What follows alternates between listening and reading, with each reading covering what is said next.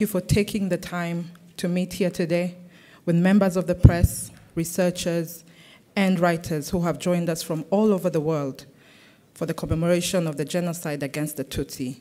Mr. President, we are ready to begin by taking questions from the press. We could take one at a time. Any questions? Let's start with Ben, citizen.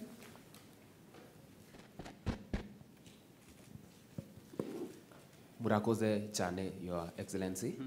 My name is Ben Kirui from Citizen TV, Kenya. And I have two questions for you. The first one is, to what extent is the international community culpable for its lack of intervention during Rwanda's darkest hour, especially given the catastrophic failure to prevent the 1994 genocide against the Tutsi? My second question is, given that some perpetrators of the horrific acts during the genocide against the Tutsi remain unpunished, can victims and survivors maintain hope for achieving justice? That's it. Murakoze. Well, the two questions really which speak directly to the problems we had in '94, but of course which have a history that go back decades. Still, I'll confine myself to these questions because both of them have been answered in many ways in the past, many times. And for Rwanda, we've, I think, made progress and left some of the underlying issues to these questions were behind us. Whether the international community was responsible, to what extent, and so on and so forth, well, they have been responsible. To what extent, you can say to a great extent.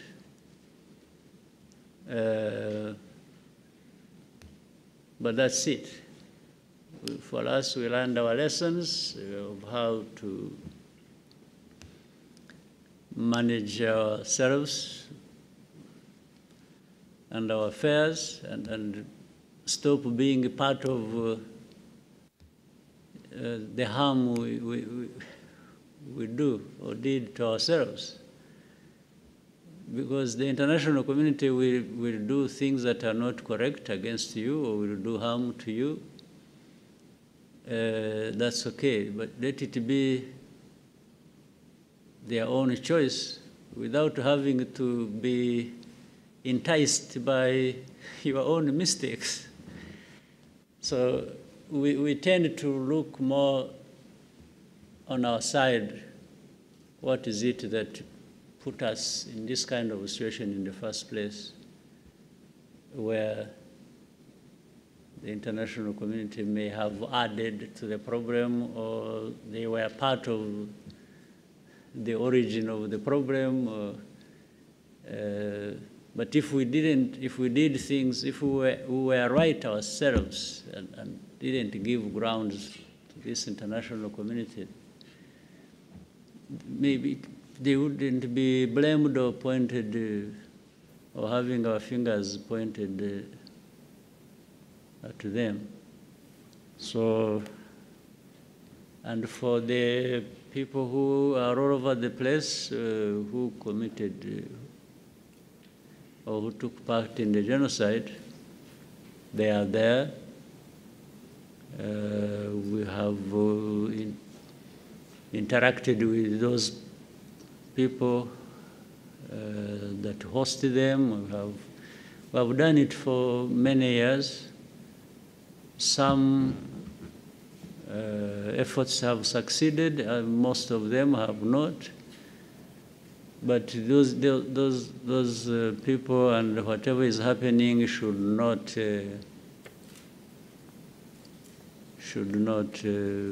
stop our lives running the way our lives should run. So really that is all.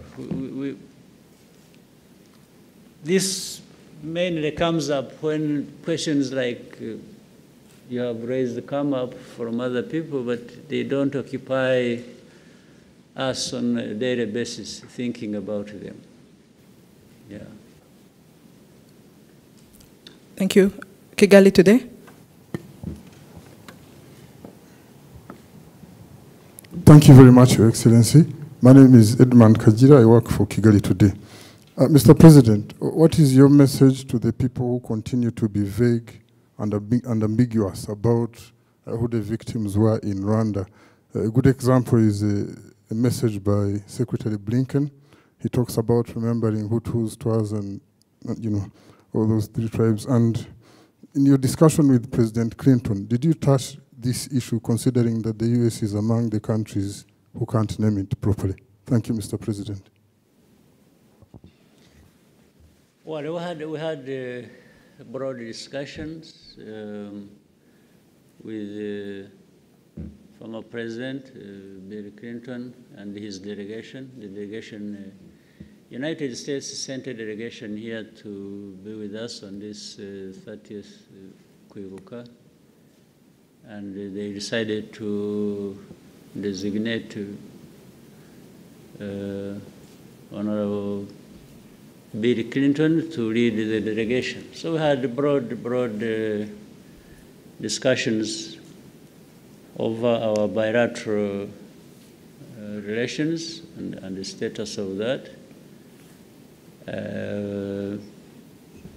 That one was an element of discussion, but among many other more important things. For me, that concern was answered long ago by making our position clear. Not so long ago, maybe 2015 or something, or 14.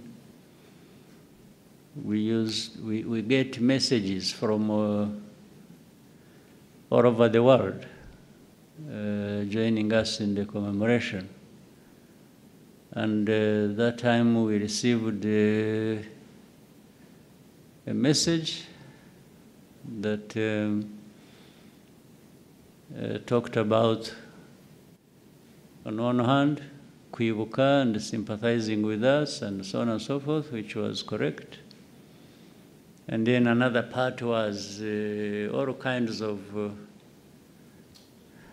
things about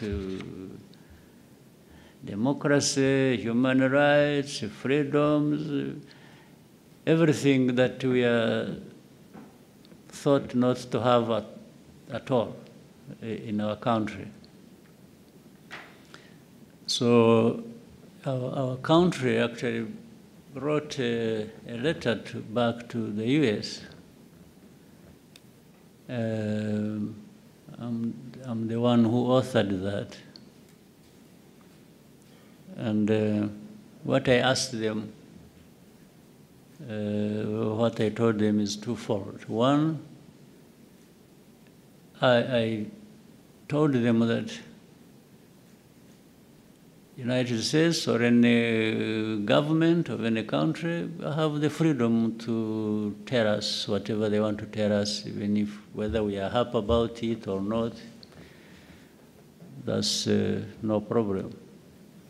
And we're always going to absorb whatever is brought our way. But I also told the more important thing was, the second point for me was, but on this commemoration day, we are grateful when you commemorate with us. But for these other points you are trying to make to us, we have one ask that is important to us. In the letter we told them, feel free to commemorate with us if you want. And feel free also to tell us whatever you don't like about us. But our ask is one. When it is the day of commemoration, which is 7th of April, can you be kind enough to commemorate with us and stop there? And there are 365 days in a year. Give us that day of 7th of April, commemorate with us,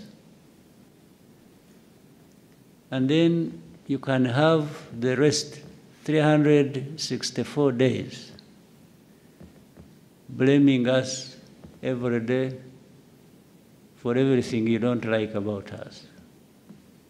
Just separate these two things. Commemorate with us for one day, blame us for the rest of the days of the year. I thought it was a fair deal and a fair ask. So for me, that problem was solved that day. These others that come after and will come in the future, I have no problem. Thank you, sir. Let's have another question, Al Jazeera, and then we'll come back to SABC.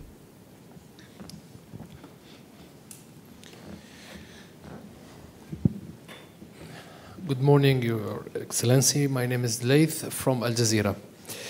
Earlier in interview, Your Excellency described some politics in the region be primitive, based on ethnics. I'm in Rwanda only since a few weeks, and I noticed that the level of the stability in the country.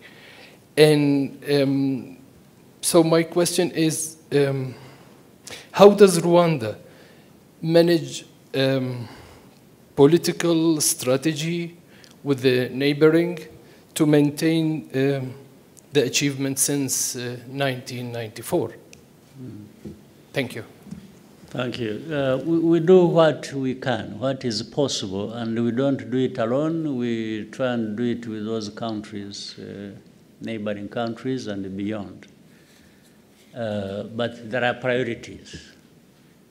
Those are the ones we stick to. First is to address our internal issues that either relate to our history or even to our geography, and do the best we can, humanly can, to create a stable country, to have our citizens get the best they can give themselves, or working together we can offer each other, and it's security, it's socio-economic development, it's always adding to bring the country back together in the form of unifying the people, even in their differences, still look at each other as belonging to the same country towards which we can contribute the best we can individually and then collectively. That's the foundation. Of course, there is no country that is going to be an island. None. No country in the world decide to say, I will be on my own, I live alone, the rest can go hang. So we try to find common interest and understanding between us, and beginning with the neighbors and beyond, well beyond. That we try as well. And in this, we try to make sure that other partners or other people feel comfortable with us, or what they get with us when they have, without really interfering in their own business. But it is in the same way that we also feel that partners should be doing with us what is in line with our interests, policy, understanding of who we want to be, how we want to get there, and so on and so forth. There is ownership of what we want to do, much as we work with others. So we try that as much as possible. But of course, in the end, there will be problems where the problems are originating from us. We own up and ask people what they think those problems are, and we try to address them. When the problems are coming from those others we have to relate with, we also very clearly let them know what we think those problems are that we are being affected by, and if they can change, then it improves our relationship. So we've really done a lot, at least made progress, invested a lot in trying to resolve our internal issues. We still have a lot. The country needs to do more, do better all the time, but we have made good progress. So what we have in the region currently, and which maybe refers to part of what you said about primitive politics, I said that relating to what situation you have in our region, and what we had in Rwanda ourselves back in the years, which we have overcome and continue to make sure that we keep moving forward, is politics that seeks to divide the people either of a country or a region. In fact, based on ethnic or religious or other reasons, you cannot govern effectively and stably. You can't have stability when you divide people, when you discriminate people, when and this is, I could not find a better word to run a society or a government on the basis of a division of tribes or ethnic groups or this, and in our case, having gone to the extreme, even here in '94, as you remember, it is, I could not find a better word other than being primitive. Primitive. You are not, how do you divide people? How do you practice sectarianism or racism, or where do we see it in history that it has served well in a society? That's what I was referring to, because we have a lot of it in the region, especially in the recent days, as we have seen So I was not only explaining that so that people may give it consideration to avoid very huge and costly problems that are born out of it. Thank you, sir. SABC, Sophie. Sophie Mkwena from the South African Broadcasting Corporation. Mr. President, yesterday we spoke to President Cyril Ramaphosa, who said you had a marathon meeting on Saturday night. You also have the former South African president in the country who joined yesterday. Were you able to raise issues that we spoke about on Thursday in relation to Rwanda's relationship with South Africa, particularly the issue of the DRC? Thank you so much. We could not have spent hours, the President of South Africa and I, meeting and definitely not talk about that. It featured, and I think we had a very good discussion, very good understanding of the situation and maybe the best ways we can work together to resolve that. I was satisfied. So, and it seems your interview also helped. The discussion you had and the questions you asked maybe informed all of us and prepared us for that discussion. So we had even a reference point. So we definitely did discuss that, and I'm satisfied. I hope the President himself is satisfied that we can make good progress on a number of fronts to resolve the issues. Sir, if you allow, we can take one last question. No, but I see many people here wanting to... Okay. We can take KAGAME and then come to... No, but don't concentrate on people here. There are people from outside who are here. You are being sectarian. Let's take Asahi and then... Only. Let's take Asahi and then we'll take Margot. And then we can take from this side. Okay, thank you, President. My name is Susumi Maizumi, working for Japanese newspaper Asahi. So with regard to the presence of Asian country, including Japan, maybe especially Japan, so what kind of relationship would you like to build in the future with Asian countries?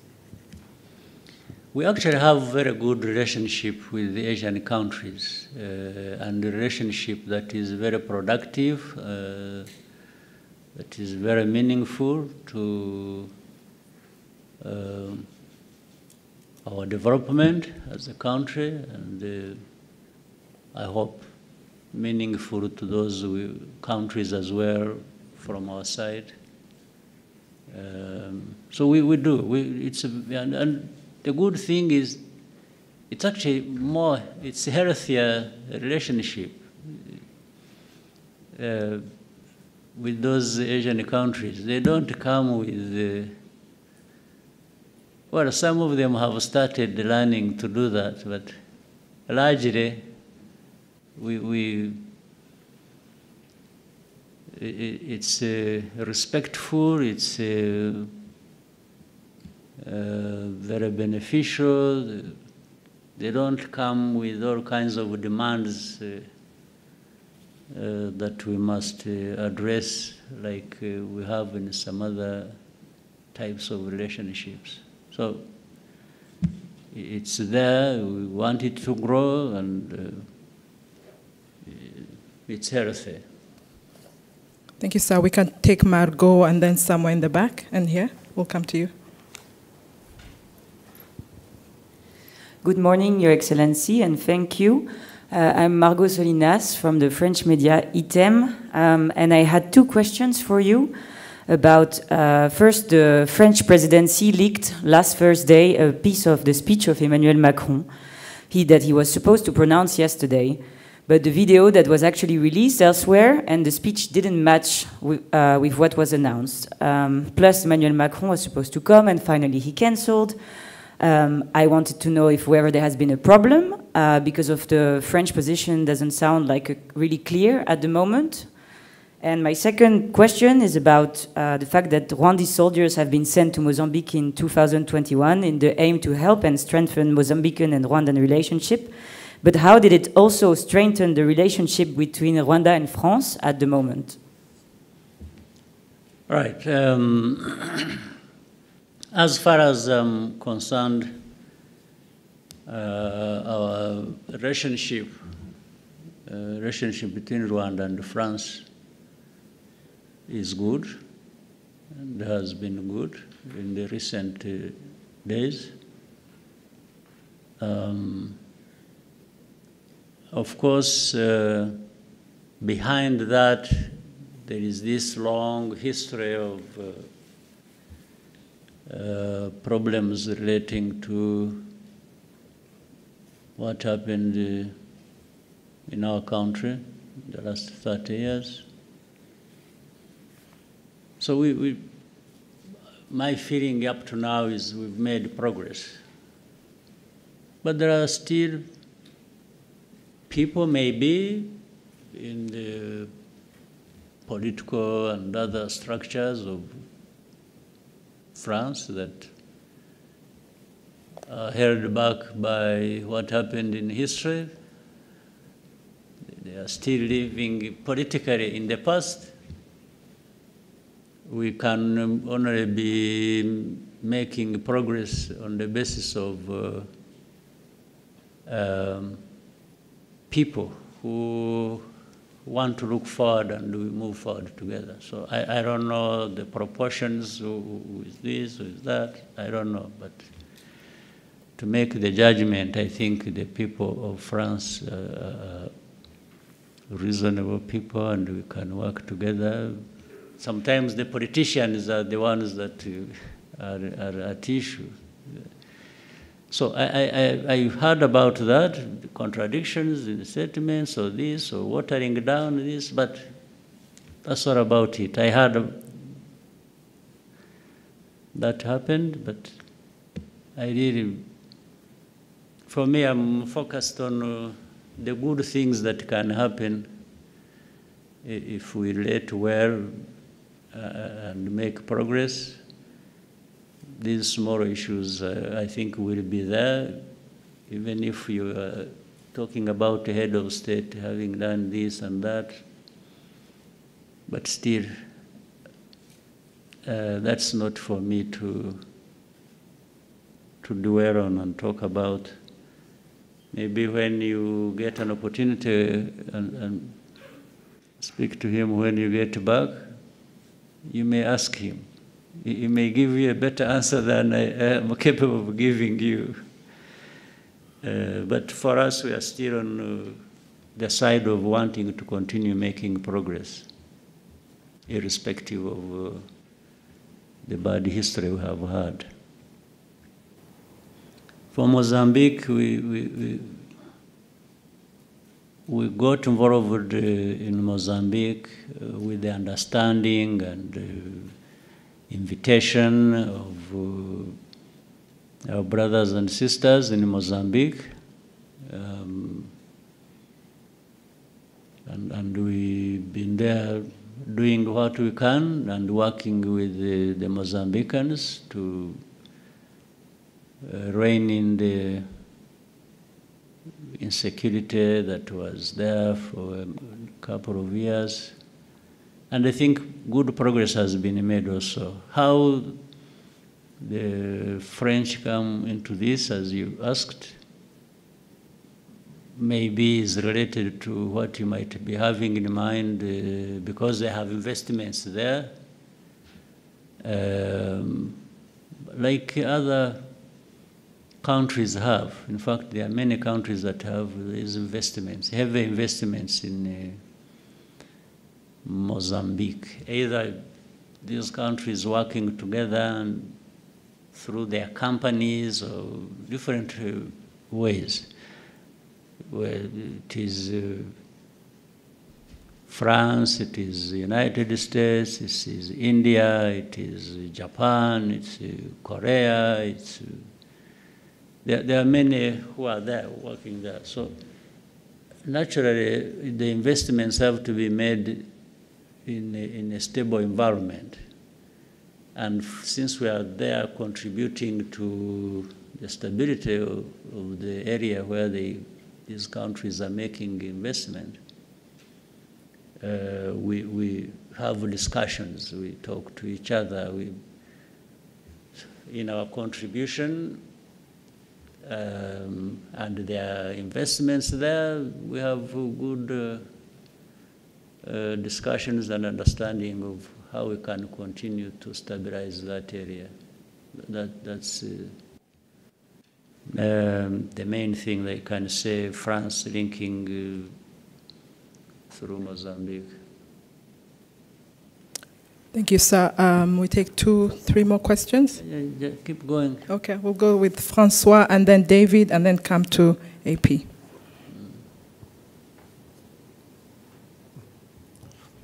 Good morning, Excellency. My name is Jean-François Dupaquier from Africa, Arabia. If you watch at the French-speaking press in recent days, you see a lot of articles in favor of Rwanda. Anyhow, there is often an incidental headline that asks the question, but who is Kagame really? The propaganda of your enemies, particularly in Congo, describe you as a cruel and bloodthirsty tyrant. Do you try to change this image? For example, in most of your official photographs, you look severe and distant. This can contribute to fueling controversy. Why don't you wear a slight smile like all your fellow presidents around the world? Do you ultimately like or dislike being fed, sometimes hated, in the Western world? Thank you. Good.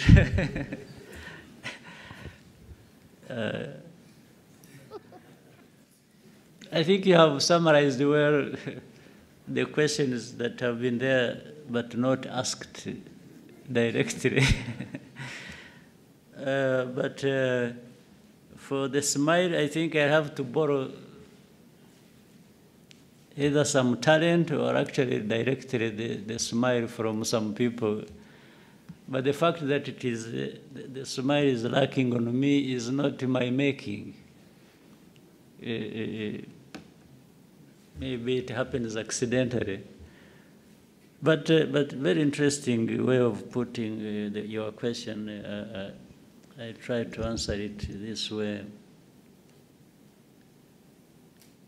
Starting with who is me, who is the person. I have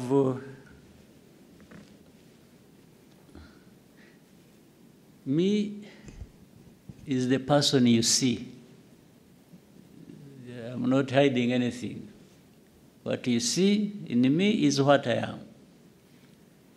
If you are just going by the looks or by whatever, or what I do more, I think is what may describe me than my physical looks. So I wanted to say, what you see is what you get with me. In most cases, in words or in deeds, they relate. My deeds and my words tend to relate. My looks may be different from that, may be different from my deeds and how I think. But in any case, isn't the description of the looks also subjective. There are people who see me as through the looks as a terrible person. There might be others who say, after all, there's nothing bad looking like that. So it's subjective. But to the point you're making about tyrant or cruel, or you see, you can't be bad to that extent. Cruel or a tyrant or bloodthirsty or whatever, and hide it. It's difficult. Even if you try to hide it, there is a moment it betrays you. And that also, once it has come out or once it is not there, you register the feeling, the description, from people who have to deal with you. If I was, some of the things people have said about me or described me as, I mean, the judgment is out there, either for the people of this country or other people somewhere else. And it wouldn't just be confined to the press, because the press is full of individuals. But these individuals don't add up to a population that is as big as Rwanda's, even if Rwanda is very small. These are just individuals. 5 in France, 10 in America, 3 in China, 2 in Belgium, and so on and so forth. If you add all of them up, and they are even all negative and saying things about me, surely these can't be the people that are right and the rest wrong. But they only take advantage of the platform they have, they're able to command some voice that they put out there for people to, even people who don't know what you're talking. There are many people who even don't know about Kagame and get to know him by what a journalist has said, or one in the press has said. And in many cases, in my experience, some of them have started by hearing what the journalist said, and they ended up saying, but we've been told lies, when they come to know this through other means, either by direct contact or visit or whatever, and interaction with other people who know this person that has been talked about. They may say, this person told us lies. And consistently, over many years, has been telling us lies. What we saw, what we heard, whether it is this city, whether it is the person, whether it is this. They say, no, but what we are being told is completely different from what we have seen or experienced. So, and of course, there is a particularity with the Western press. The Western press, I mean, you will find out there are things that were said about this country 30 years ago, 25 years ago, that are being repeated now, which means, according to them, nothing has changed. They talk about Rwanda, very poor population. We are poor. We are not where the developed countries are, for sure. But this poverty, the way it was in 1995, in 2000, is not the way it is in 2024. But somebody will keep writing in the press, like what we have today is the same thing as we had 25 years ago, and keep just rubbing it in. You know, even the Kagame and his looks and so on, I've been trying, in recent days, I've been trying with a smile. Maybe it's not a good smile, but I've been trying. So the Kagame you saw in 95, in 94, 2000,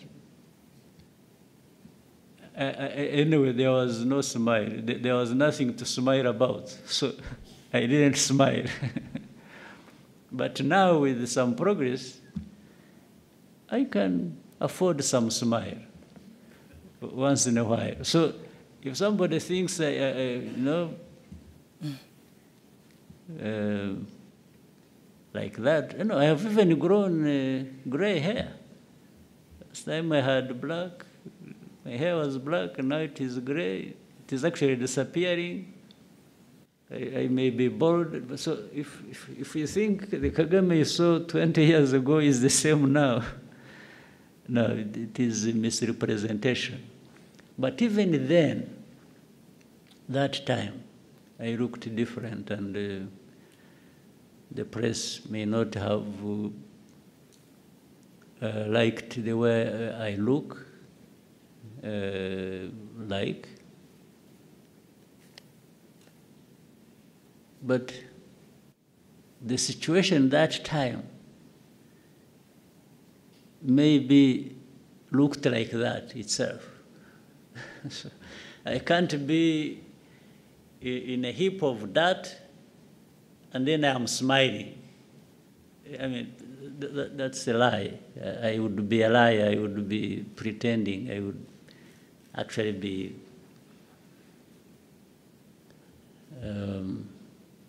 having some problems with me to pretend that everything is okay around me when everything is bad. So, finally, the Kagame you see, or there, or you like, or you don't like, is going to be there anyway. I don't need anybody to like me or to hate me to live my life. I live my life whether you like me or you don't like me. And I have my views, I express them, I will do things, I will do. So I owe my living to not a single individual or country, even if powerful ones. No, we are all human beings created, sometimes they say, by God. I don't know, maybe we are there for something. But so for somebody to have powers over me, that one I can tell you is not possible. Even the most powerful didn't create me. Who created them, first of all? And we are all here just temporarily. If we are lucky, we live up to 100 years. Those are the luckiest. You know? So the one who is saying all that has also his time, and he'll go like all of us. Everyone has their day. So that's why I can't accept that anyone who has powers over somebody else to the point of dictating. Even the most powerful don't have power over us, how we live, how we do.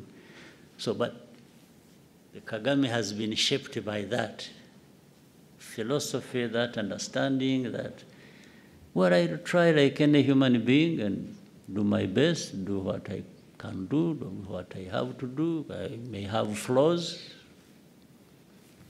make mistakes, own up and do good things, benefit others. And so I'm that person. Tell those people that actually to know me is not complicated. It's straightforward. It's me. Then other things we can discuss on the side. But that was a very powerful question. Thank you, sir. We can take from Amu, who's just next to Francois. And then... Thank you. Thank you, Your Excellency, Amu Kanampili from AFP. My question is about the March 23 movement in Eastern DRC. Your government has previously denied backing the movement. Does that denial still stand a year and a half later? And what is the current relationship between Rwanda's government and the M23? Thank you. Well, those who accuse us, I would ask them why they actually don't support M23 themselves, including AFP, you as a journalist. Why don't you support M23? Or why is the question, you support M23 or you don't support M23? First of all, what is M23? M23 is an organization born in and out of Congo. That's number one. Number two, these are Congolese. And you will hear even Congo admit it now. Why do they exist? Why are they fighting? Why do they have arms? Is another question. It is also a simple question. They exist because they have been denied their rights as citizens of that country. They are called Tutsis of Rwanda. Fine. But then you need to be educated also a little bit about history. We have Rwandan communities in Congo who are Congolese, and by the way, these are not just Tutsis, it is the same social structure of a country that is also there in Congo. Like, in fact, we have other neighboring countries where they are, but they are citizens of those countries. We have 100,000 people originating from this community, 100,000 who have been living here in Rwanda in refugee camps for the last 2 decades. Why? Because they are being uprooted from their ancestral homes, persecuted, and sent across. In fact, there are more in Uganda. There are 300, there's 100,000 here, there are hundreds of thousands there in Uganda, more numbers. So M23 is born out of that situation. That's why I asked the question. I said, well, why wouldn't anybody else, why are we being accused as Rwanda of supporting M23? And I'm saying even those who accuse us, actually I should accuse them of not supporting M23 because it is as if they agree with the injustice that is being done to this community. Otherwise, if you didn't agree with that injustice, you would be actually raising questions. Why these people of M23 being treated like this? Why are we having 100,000 refugees here in Rwanda? That's where you would start from. Not start from asking Rwanda, are you supporting M23 or not? Are you still denying it? Because You are asking the wrong question. The issue is not whether anybody supports M23 or not. The issue is, what is actually the problem of M23? That's the question you should have asked, in fact. What is the problem? What is this thing called M23? Are they human beings? Are they this? Are they Rwandans? Are they Congolese? Are they that? Why? Why do they exist? Why do they even have arms and are fighting in their own country? This is the right question that I should be asked. So whether Rwanda supports or associated in any way is actually immaterial. It is relevant to the question. Or even you, if you want to educate yourself or educate the public, the question should have been simple. Ask me, by the way, what do you understand the M23 to be? What is it? That's a fair question. That's the one I would wish to be associated with rather than whether I support or not support. So we may take the last question. David?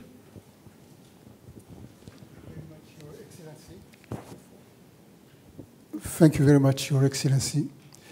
Dupac talked about the image. I've been traveling through the continent, and the majority of the youth, I think, don't want you to remain the way you are. Because Rwanda means for them hope, but more than that, a new school of political thought, a new school of doing things, a new school of making politics and transforming our society for the best, for peace, stability, and economic progress. For the past 30 years, you have succeeded to build a modern state, offering to Rwandese people a safe space to build their own lives and achieve their personal dreams. How do you see Rwanda for the 30 others coming years? Well, we keep making progress and be where others are that they have even taken for granted. And when you see developed countries, why can't Rwanda or Africa develop to that extent or beyond? What is lacking? So, but what you have to deal with is the right politics in place, management of society and enabling society to do what they need or have to do to take them to a much higher level in terms of development than where they are. So really that is the aspiration for all of us, even as leaders, and I'm sure individual Rwandans, everyone wants to see development. They want to see us, because we are human beings. Human beings, we can't have this allow this disparity, and some have been designated to remain backward, poor, undeveloped, and yet we are sitting on immense resources that actually other people who are developed are coming to help themselves with and taking away. And for us, we are there watching and not doing anything about it. So the Rwanda of the next 30 years should be maybe 3, 4, 5 times better than what you see now. 30 years from our graves to being here, I think another 30 years. We are not coming from the graves. This time we are coming from some level of progress that we have made. Thank you, sir. We may conclude here. Right. We'd like to thank you for your time with us and wish you a good day. Unfortunately, I couldn't take all the questions, but I'm happy to meet you another time.